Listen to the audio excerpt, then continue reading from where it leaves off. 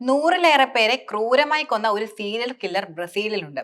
പക്ഷെ പോലീസും ജനങ്ങളും അല്പം ഭയം കലർന്ന ബഹുമാനത്തോടെയാണ് അദ്ദേഹത്തെ കാണുന്നത്. അതിന് പിന്നിലെ പ്രധാന കാരണം വേറൊന്നുമല്ല. ഈ സീരിയൽ കില്ലർ കൊന്നു കളയുന്നതെല്ലാം കൊടും ക്രിമിനലുകളെയാണ്. ഈ സീരിയൽ കില്ലറാണ് ബ്രസീലുകാരനായ പെത്രോ റോഡ്രിഗസ്, യഥാർത്ഥ സീരിയൽ കില്ലർ. 1968 14 വയസ്സുള്ളപ്പോഴാണ് ഇയാളുടെ ആദ്യത്തെ കൊലപാതകം. സ്കൂളിലെ അടുക്കളയിൽ നിന്നും ഭക്ഷണം മോഷ്ടിച്ചു എന്ന ആരോപണത്തെ തുടർന്ന് സ്കൂൾ ഗാർഡായിരുന്ന അച്ഛനെ ജോലിയിൽ നിന്നും പിരിച്ചുവിടുകയുണ്ടായി. അതിന് കാരണക്കാരനായ ആളോട് പെത്രോയ്ക്ക് വലിയ വിദ്വേഷം തോന്നി. തുടർന്ന് അയാളോട് പ്രതികാരം ചെയ്യണമെന്ന ചിന്തയായി മാറി. അച്ഛനെ പിരിച്ചുവിട്ട അൽഫെനാസിലെ വൈസ് മേയറെ ഈ സീരിയൽ കില്ലർ വെടിവെച്ച് കൊല്ലുകയായിരുന്നു ചെയ്തത്. മറ്റൊരു ശ്രദ്ധേയമായ കാര്യം, സ്വന്തം മുത്തശ്ശന്റെ തോക്ക് ഉപയോഗിച്ചാണ് ഇയാൾ ഈ കൊലപാതകം നടത്തിയതെന്നതാണ്. പക്ഷേ ഈ കൊലപാതകത്തോടെ തീരുന്നതല്ലായിരുന്നു യഥാർത്ഥത്തിൽ ഈ കില്ലറുടെ പകയെന്നത്. യഥാർത്ഥ കള്ളൻ എന്ന് കില്ലർ കരുതിയ സ്കൂളിലെ മറ്റൊരു ഗാർഡിനെയും പിന്നീട് കൊന്നുകളഞ്ഞു. തുടർന്ന് സാവോ പോളോയിൽ അഭയം തേടുകയായിരുന്നു. പിന്നീട് അവിടുത്തെ വൻ ലഹരിമരുന്ന് കേന്ദ്രങ്ങൾ കൊള്ളയടിക്കുവാനായി തുടങ്ങി. കയ്യിൽ കിട്ടിയ ഡ്രഗ് ഡീലർമാരെ ഒരു ദയയും കൂടാതെയായിരുന്നു ഇയാൾ കൊലപ്പെടുത്തിയത്. കൊലപാതകങ്ങളുടെ ലഹരിയിൽ ആഴത്തിലേക്ക് മുങ്ങവെയാണ് ശരിക്കും പെത്രോ സാവോ പോളോയിൽ മരിയ ഒളിമ്പിയ എന്ന ഒരു സുന്ദരിയെ കണ്ടുമുട്ടിയത്. ഇരുവരുടെയും ഈ സൗഹൃദം അധികം താമസിയാതെ അതിതീവ്ര പ്രണയത്തിലേക്ക് മാറുകയായിരുന്നു. തുടർന്ന് ഇരുവരും ഒരുമിച്ച് താമസവും തുടങ്ങി. പിന്നീട് നടന്നത് യഥാർത്ഥത്തിൽ ദയനീയമായ സംഭവ വികാസങ്ങളായിരുന്നു. റോഡ്രിഗസിന്റെ കുട്ടിയെ ഗർഭിണിയായിരിക്കെ ഒരു ലഹരിമരുന്ന് സംഘം മരിയെ ക്രൂരമായി കൊലപ്പെടുത്തി. പിന്നീട് സ്വന്തം കാമുകയും കുഞ്ഞിനെയും നഷ്ടമായത് പെട്രോയിൽ വലിയ വേദനയാണ് സൃഷ്ടിച്ചത്. എല്ലാം നഷ്ടപ്പെട്ട ഒരു മനുഷ്യന് മുന്നോട്ട് ഒന്നും നോക്കാൻ കാണില്ല. അതിന്റെ തെളിവാണ് യഥാർത്ഥത്തിൽ ഇയാളുടെ ജീവിതം. 1969 ആ ലഹരിമരുന്ന് സംഘത്തിന്റെ നേതാവ് സംഘടിപ്പിച്ച ഒരു വിവാഹ പാർട്ടിയിലേക്ക് ഇയാൾ എത്തുകയുണ്ടായി. തുടർന്ന് അവിടെ നടന്നത് ഭീതികരമായ കൂട്ടക്കൊലകളായിരുന്നു. 7 പേരെയാണ് അയാൾ ക്രൂരമായി കൊലപ്പെടുത്തിയത്. മാത്രമല്ല 16 പേർക്കോളം ഗുരുതരമായി പരിക്കുമേറ്റിരുന്നു. തുടർന്ന് ഇയാൾ ഒളിവിൽ പോയി.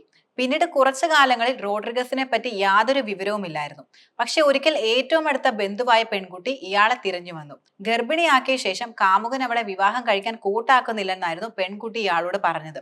അതിന്റെ പ്രതികാരമായി കില്ലർ അയാളെ വെടിവെച്ചു. തുടർന്ന് നാട്ടിൽ താമസിച്ചിരുന്ന അമ്മയെ സ്വന്തം പിതാവ് തന്നെ കുത്തി കൊലപ്പെടുത്തി എന്ന വിവരം കില്ലർ അറിയുകയുണ്ടായി.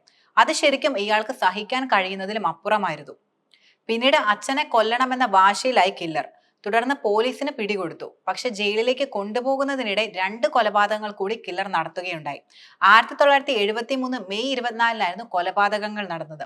ഇയാളെ ജയിലിലേക്ക് കൊണ്ടുപോയിരുന്നത് ഒരു ബലാത്സംഗ കേസിലെ പ്രതി ഉൾപ്പെടെ 2 കൊടും കുറ്റവാളികളുടെ കൂടെയായിരുന്നു. തുടർന്ന് ശരിക്കും കണ്ടത് ജയിലിലെത്തി വാഹനം തുറന്നപ്പോൾ മറ്റ് 2 പ്രതികളുടെ ശവശരീരങ്ങളായിരുന്നു. വണ്ടിയിൽ വെച്ച് അവരെ കൊലപ്പെടുത്തുകയായിരുന്നു കില്ലർ ചെയ്തത്. ജയിലിൽ കഴിയുമ്പോൾ ഏറ്റവും ഹീനമായ കുറ്റകൃത്യങ്ങൾ ചെയ്ത തടവുകാരെ ഓരോന്നായി കില്ലർ കൊല്ലാൻ തുടങ്ങി. 1973 മുതൽ 2003 വരെയുള്ള കാലയളവിൽ 47 തടവുകാരെയാണ് ഇയാൾ പ്രധാനമായും വകവരുത്തിയത്. ജയിലിലെ തടവുകാരുടെ പേടി സ്വപ്നമായി യഥാർത്ഥത്തിൽ കില്ലർ മാറുകയായിരുന്നു. പക്ഷെ ഒരു ദിവസം അവിടുത്തെ 3 തടവുകാർ ചേർന്ന് റോഡ്രിഗസിനെ കൊല്ലുവാനായി തീരുമാനിക്കുകയുണ്ടായി. ഇവർ എല്ലാവരും ചേർന്ന് റോഡ്രിഗസിനെ പതിയിരുന്ന് ആക്രമിച്ചു. പക്ഷെ കില്ലർ 3 പേരെയും കീഴ്പ്പെടുത്തുകയായിരുന്നു. തുടർന്ന് ക്രൂരമായി അടിച്ചു കൊലപ്പെടുത്തുകയും ചെയ്തു. ഈ സംഭവം നടന്ന് 30 വർഷങ്ങൾക്ക് ശേഷം 2003-ൽ റോഡ്രിഗസ് ജയിൽ മോചിതനായിരുന്നു. പക്ഷെ ജയിലിനുള്ളിലെ കൊലപാതകങ്ങൾ മൂലം അപേക്ഷ തള്ളുകയും ചെയ്തു. തുടർന്ന് 2007 ഏപ്രിൽ 24-നായിരുന്നു റോഡ്രിഗസ് ജയിലിൽ നിന്ന് മോചിതനായത്. പക്ഷെ 2011 സെപ്റ്റംബർ 15-ന് ഇയാൾ വീണ്ടും അറസ്റ്റിലായി. നിരവധി കുറ്റകൃത്യങ്ങളുടെ പേരിൽ 128 വർഷം തടവിന് ശിക്ഷിക്കപ്പെടുകയും ചെയ്തു. മനോരോഗികളെ അനിശ്ചിതമായി തടവിലാക്കണമെന്ന് പ്രഖ്യാപിക്കുന്ന ഉത്തരവ് ബ്രസീലിയൻ സർക്കാർ റദ്ദാക്കിയത് യഥാർത്ഥത്തിൽ ഇയാൾക്ക് വലിയ ഉപകാരമായി മാറുകയായിരുന്നു. ബ്രസീലിൽ പരമാവധി ജയിൽ ശിക്ഷ 30 വർഷമാവുകയും ചെയ്തു. അങ്ങനെ റോഡ്രിഗസ് 2018-ൽ വീണ്ടും ജയിൽ മോചിതനായി. പിന്നീട് റോഡ്രിഗസ് ഒരു യൂട്യൂബറായി മാറുകയായിരുന്നു. 2023 മാർച്ച് 5-ന് കാറിലെത്തിയ 2 പേർ റോഡ്രിഗസിനെ വെടിവെച്ച് കൊലപ്പെടുത്തുകയും ചെയ്തു.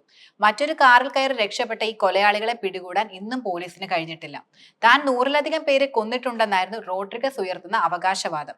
ഈ കണക്കിന് യാതൊരുവിധ സ്ഥിരീകരണവും നിലനിൽക്കുന്നില്ല. പക്ഷേ ഇയാൾ 71 പേരെ കൊലപ്പെടുത്തിയതിന് വ്യക്തമായ രേഖകളും തെളിവുകളുമുണ്ട്. അതിന്റെ എല്ലാം അടിസ്ഥാനത്തിലാണ് ഇയാൾ കൂടുതലും ശിക്ഷിക്കപ്പെട്ടതും.